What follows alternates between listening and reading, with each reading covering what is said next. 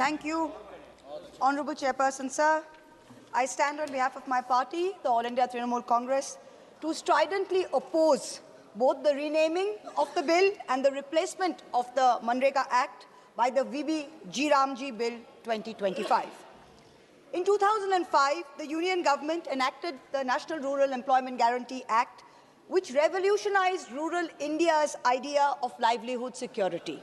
This very House, there was a historic consensus among all parties when they passed that bill, and everyone shouted, Rozgar Guarantee Zindabad. This was the history of the original bill. For the first time, the central government aimed to provide in law 100 days of assured employment to one single member of every rural household as long as there was an adult member willing to sign up for unskilled manual work. As long as you wanted it, it was available, it was demand driven. What else? Women were guaranteed at least one half of the jobs made available. The NREGA scheme was aimed at creating durable infrastructure, so wells, ponds, roads, etc. Employment to be provided within 5 kilometers of an applicant's residence. So this was to prevent large-scale rural to urban migration. Minimum wage was to apply. Every state was notified with a minimum wage. On October 2nd, 2009, Gandhi Jayanti, in keeping with the vision of the father of the nation's vision for rural self-reliance in India, the name was changed to the Mahatma Gandhi Rural Employment Guarantee Act. That is the history of this. Now, suddenly, 16 years later, with no consultation with anybody, you did not consult with the opposition, you did not consult with civil society, you did not consult with any stakeholders, the government has introduced a bill to repeal the Manrega. This is not an amendment, mind you. You are replacing it with something called a VB G. Ramji Bill. Now, it was Bengal's great son, Rabindranath Tagore, who popularized the name Mahatma, meaning the great soul, for Mohandas Karamchand Gandhi. Some historians said that other people before Gurudev had called him the Mahatma. But it's ironic that the Prime Minister's home state, the Gujarat High Court, Justice Pardiwala, when he was there, he declared in February 2016, once and for all, that it was Rabindranath Tagore who gave the title of Mahatma to Mohandas Karamchand Gandhi, and that all school textbooks should give the credit of naming of the Mahatma to Tagore. And what have this government done today? You've changed the name. You are dishonoring both the Mahatma and Gurudev. Is it any wonder that Bengal and Bengalis call you Bangla Birodhi? Do you think, does this government think it's been very smart by putting the name Ram, by putting the acronym RAM in the name of the bill? What did Gandhiji say? I'm quoting Gandhiji. By Ram Rajya, I do not mean Hindu Raj. I mean divine Raj, the kingdom of God. Ram Rajya ensures equal rights of prince and pauper. It is a sovereignty of the people based on moral authority. By changing the name and repealing the act, you have destroyed Gandhiji's idea of Ram Rajya, both in letter and in spirit. Now, before the suspension of the fund releases in March 2022, West Bengal was among the top performers of Manrega nationwide. Approximately 2.6 crore job card holders across 1.4 crore rural households were in Bengal. Since March 2022, the union government has not released one single paisa to West Bengal. As of today, the centre has outstanding Manrega dues of 52,000 crores. 52,000. 7,000 crores in unpaid wages and 45,000 crores in unpaid material and wage pending liabilities till date.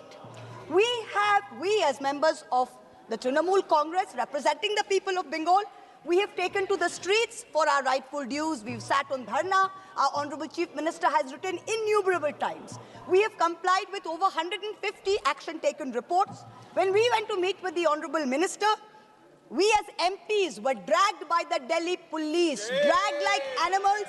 We were thrown vans and we were taken to a godforsaken thana on the outskirts of Delhi. This is what we got.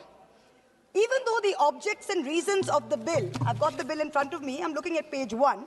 Now, if you look at the objects and reasons of the bill, it says to provide an enhanced statutory wage employment guarantee of 125 days in every financial year to every rural household.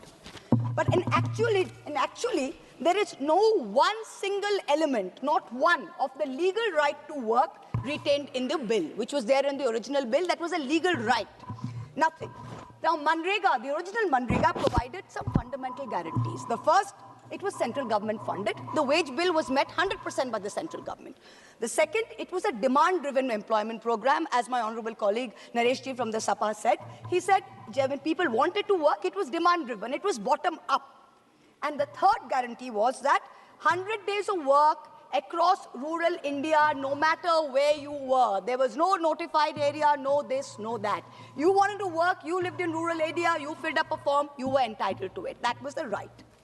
Now this government, I'm looking at the bill, they've used the word guarantee 92 times. 92 times in this bill.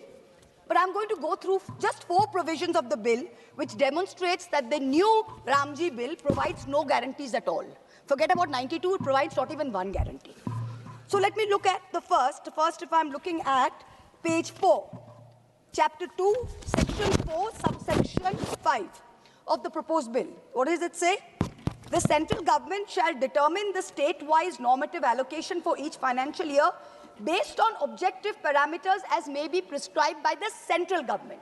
So the Manrega, which was a demand-driven employment program, has been now replaced by an allocation-based scheme, which the central government can alter at whim. So central government thinks they want to alter the quantum of allocation, it can.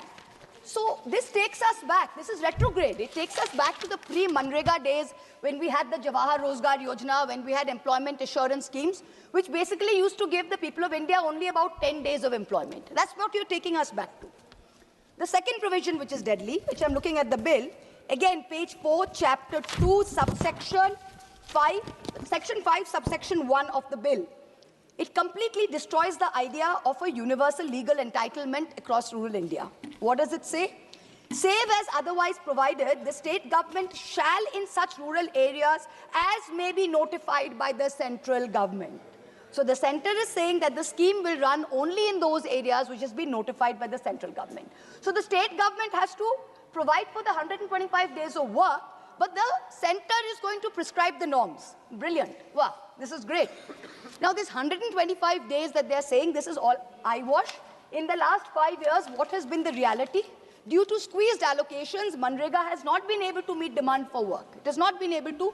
Average in India has been between 50 and 55 days work on average. In Bengal, in the last 5 years, no matter what the demand was, you could not give even 1 day of work because you stopped the program.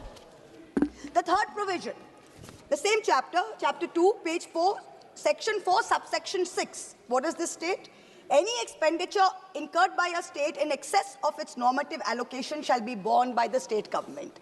So suppose any state government has more demand, its people want more work, and it gives it more work, the state government is on the hook for the bill.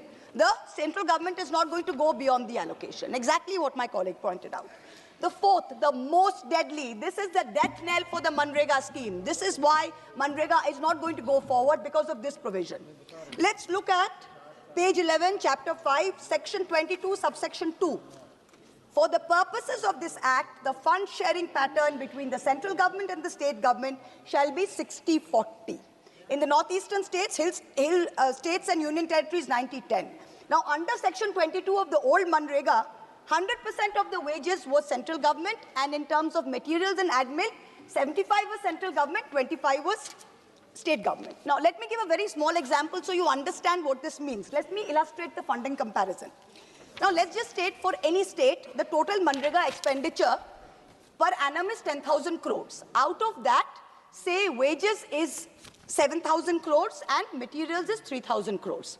State government in the old situation, central government is picking up 100% of the 7,000 crores, and of the materials 3,000 crores, central government is picking up 75%, that's 2,250 crores. State government is picking up 750 crores. So what is the situation? Central government's total bill is 9,250 crores. State government pays 750 crores. This is old Manrega. The new VRAMG, what is it looking at? Same expenditure of 10,000 crores. Sir, I've got 12 minutes, sir. I'm the first speaker, 12 minutes. Please don't ring the bell, sir. Okay, now under the new situation, what is happening? It's same expenditure of 10,000 crores. In the same expenditure, It is 60-40 of the total. Center spending 6,000, state has to spend 4,000. Old situation, state for the same expenditure was only liable for 750 crores. Now the state is liable for 4,000 crores. So the state share has gone up by 3,250 crores, which is 430% more. Now for the same level, the state has to give additional 3,250 crores. Now, for the states, what does this mean? This is a loss of wage protection because you're on the hook for the wage bill. There's a budget cap risk where if there's expenditure beyond the allocation, the states have to borne it. But the unemployment allowance, that if you don't give work, the unemployment allowance in the old Mananiya section Shrimati was under the... Please let me Kanimozhi finish, sir. madam. Sir, please let me finish. Kanimozhi Sir, I'm the fourth speaker, 10 hours, sir. Sir, 10 hours, I have to finish. This is not fair, sir. 10 hours, there are 3 speakers, I've got 12 minutes, sir. Please don't do this. Please, sir, please let me finish, sir. I've got 2 minutes more, please let me finish. The unemployment allowance will continue. Now, in this, there's a structural shift where you're moving to a fiscally devolved model. Mananiya Sadasya Shrimati Let me finish, sir. Last one paragraph. No, 1 second, please the Calcutta High Court. Please listen to yes, me. Sir. Please listen to me. Yes, sir. I'm given an indication that you have 10 minutes. You have already crossed 11 minutes. Sir, I'm giving you... Increase the time, sir. Please listen to me. Yes, sir. I'm giving you another 40 seconds. No, sir, you please give me, because you've increased the time to 10 hours, sir. That 10 minutes was under the 4-hour scenario, sir. See, yes, let me as finish, requested sir. by you, I'm giving you 12 minutes. Let me please finish, conclude. sir. I'm giving you. Sir, Manrega was a people's law. The popular slogan was, Har Haat ko kaam do, kaam ka pura daam do. What's happening today? The Calcutta High Court has directed the union government to resume Manrega in West Bengal as of 1st August. Not only did you not do it, you went to Supreme Court. Supreme Court dismissed your petition, said Calcutta High Court's order stands. Even till today, the legal position is clear. You have not increased it. When I will request the Honorable Minister who is present here, when you reply, sir, please give us a very clear indication to the state of West Bengal, to all of us sitting here. How do you propose to clear the rightful dues of 7,000 crores of unpaid wages and 45,000 crores of our projected liabilities? This is our legal entitlement. We are not begging for it. You are in contempt of both the courts of law and the courts of the people. Na kisi ka saath, na kisi ka vikas, na Rahim ka, na Ram ka. This is the truth of this bill. Jai Hind. Thank you, sir. Thank you. Madam, Mananiya Shrimati K. Kanimozhi, madam. Thank you, sir.